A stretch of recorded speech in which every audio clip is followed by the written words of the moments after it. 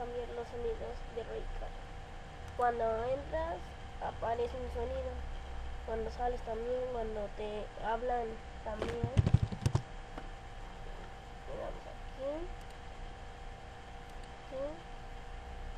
cuando dice sonidos de alerta, vamos, ustedes lo van a tener así, desactivan,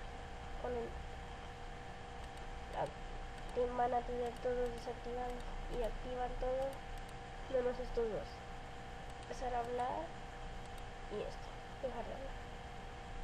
Mensaje entrante de contacto lo activan, mensaje entrante desde el canal también lo activa.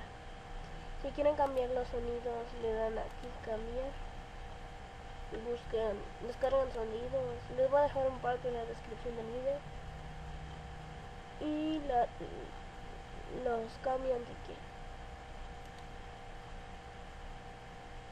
Guarda. Si quieren cambiar el tema aquí de azul, pueden cambiar a o pueden añadir fotos. Se le ponen aquí, le dan aquí y aquí está. Así sale.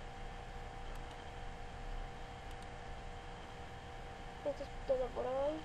Suscríbanse, comenten, dale like si les gusta el taco y esto es todo por hoy.